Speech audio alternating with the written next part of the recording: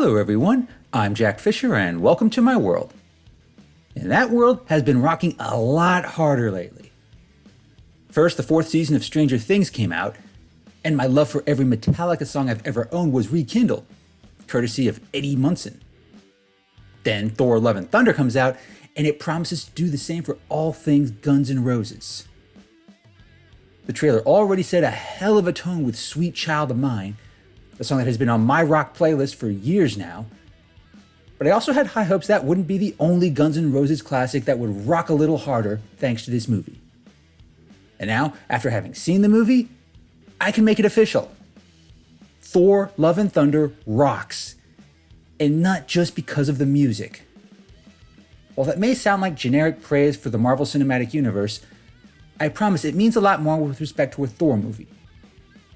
I would even go so far as to say that this movie, and its predecessor, Thor Ragnarok, really elevated the character by giving his story the kind of tone that feels ripped from an old school heavy metal record.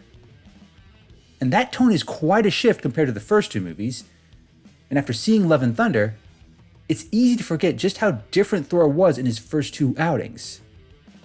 When his story began, it was pretty flat and generic, following a basic plot about how an arrogant god reconnected with humanity.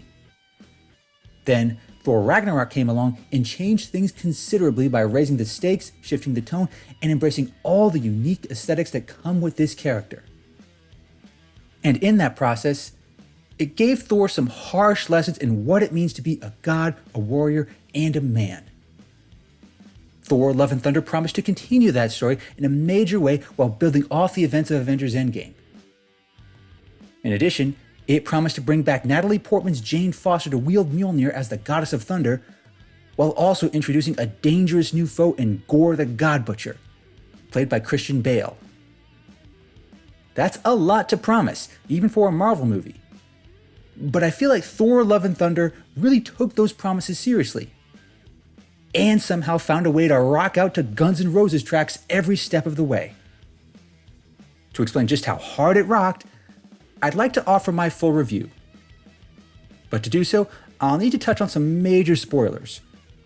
So if you haven't seen the movie yet, here's your chance to click away. And trust me, this is a movie worth seeing unspoiled.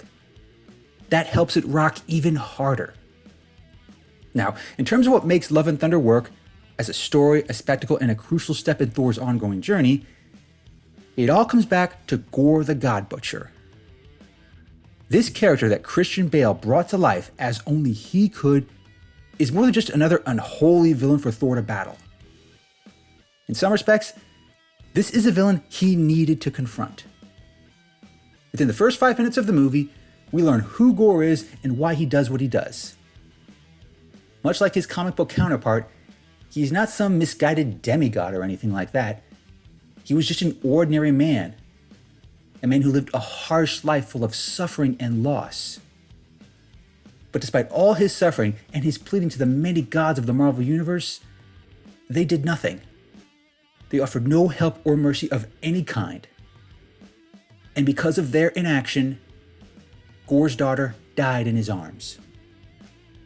And when he finally does encounter a god and learns just how selfish and callous they are, he doesn't just renounce his faith. He takes it upon himself to kill every god. And thanks to the power of the Necro Sword, he becomes the biggest threat any god has ever faced. If you only need one reason to see this movie, it's definitely Gore. Christian Bale was perfectly cast for this role, and he really steals the show in every scene he's in. At multiple points, he's not just menacing, he's downright terrifying. More so than most Marvel villains to this point. But as big a presence as Gore is in this story, it's still Thor's story through and through. Where he is at this point in his journey is actually somewhat revealing. After really letting himself go in Avengers Endgame, he's back to being the headstrong warrior we know and love. He gets back into shape, he goes on all these adventures with the Guardians of the Galaxy, and now armed with Stormbreaker, he once again wields the thunderous power that makes him so mighty. But as fun as it is to see Thor power his way into battle, there are some distressing signs about where he is mentally. While he claims to be more enlightened from his experience with the Avengers, he still carries himself with this unique arrogance, one not too dissimilar from the kind that got him exiled from Asgard in the first movie. Sure, he'll fly into battle and save the day, but he'll also be reckless, short-sighted, and self-centered. He tries to hide it all with fake humility, but even the Guardians can see through it. Hell, everyone can see through it, except for him. Once again, Thor is in a position where he's forgotten what it means to live, love, and fight like a hero. And with Odin not there to guide him, and with friends like Sif and Valkyrie caught up in their own struggles, nobody is in a position to remind him. And that's where Jane Foster enters the picture. And if you need a second big reason to see this movie, she definitely qualifies. In addition to bringing Natalie Portman back to the MCU, Love and Thunder does a lot to give depth and context to Thor and Jane's relationship.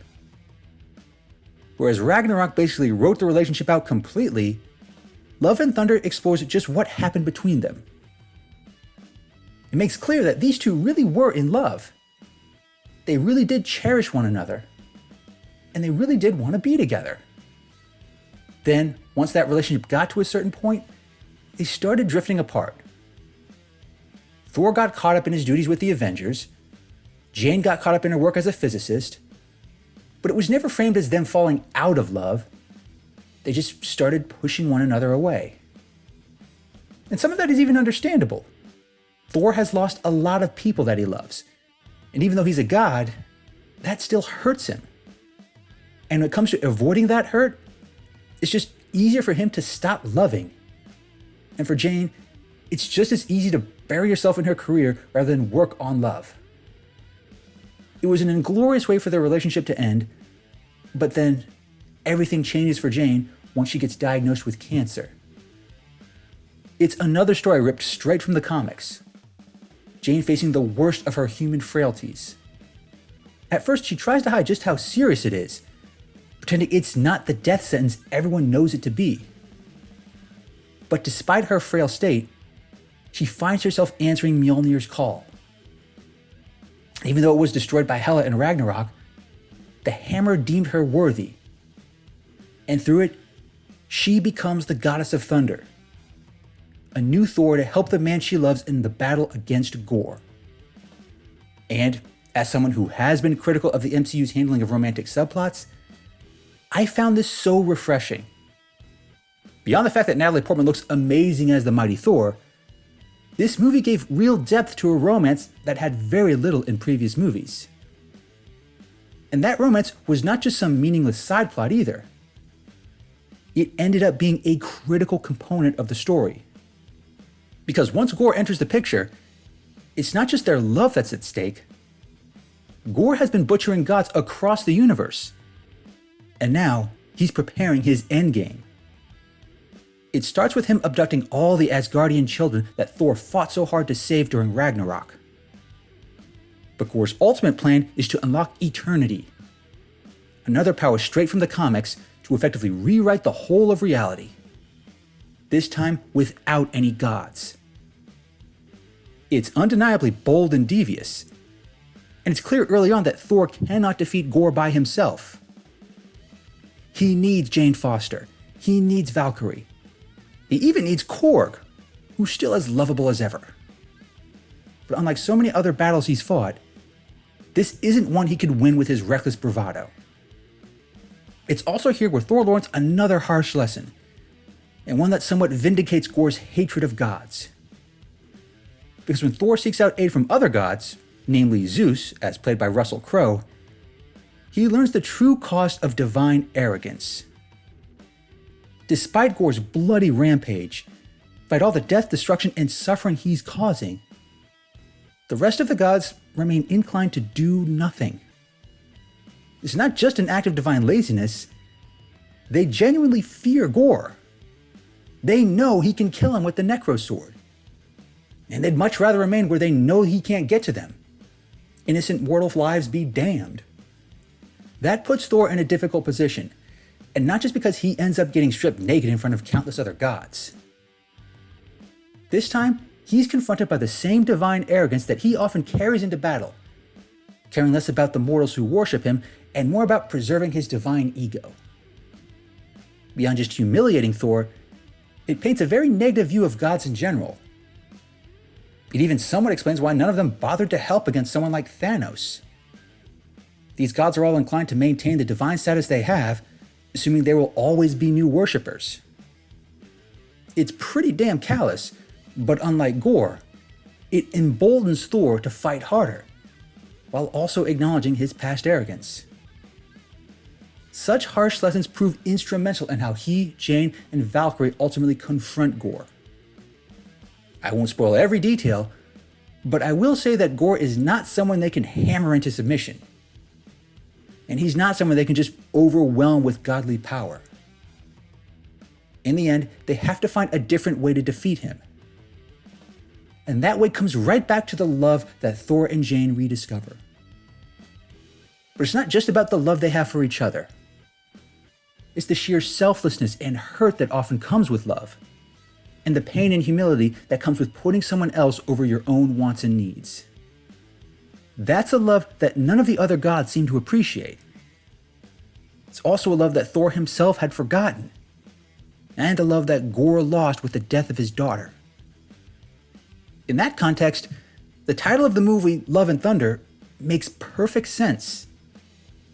And given how it ends, another detail I won't spoil, it's even more fitting. That's what makes the movie work so well, in my opinion. It's not just about Thor fighting Gorr the God Butcher or some heroic effort to save the universe. The stakes in this movie just feel so personal from start to finish. And it's because they're so personal that it hits harder than a traditional superhero movie. Now, in terms of shortcomings, Love and Thunder does have more than a few, but nowhere near enough to derail the overall experience. Its biggest flaw, in my opinion, is just how condensed it feels. At times, you can clearly tell that a lot was cut from this movie. I really think characters like Valkyrie could have benefited from more screen time. Because by the end, it felt like her story didn't evolve all that much. Maybe there's a longer, Snyder Cut-like version that fleshes out more of these subplots, but even if there isn't, Thor Love and Thunder still delivers a very satisfying cinematic experience. Yes, it has all of the aesthetics we've come to know and love from Marvel Studios, as well as the distinct humor that we've all come to expect. But it ends up delivering so much more. There's a heart and soul to the story and the characters involved. And the fact this story is told with Guns N' Roses song in the background is just a hell of a bonus. Thanks for watching, everyone, and thanks for joining me in my world.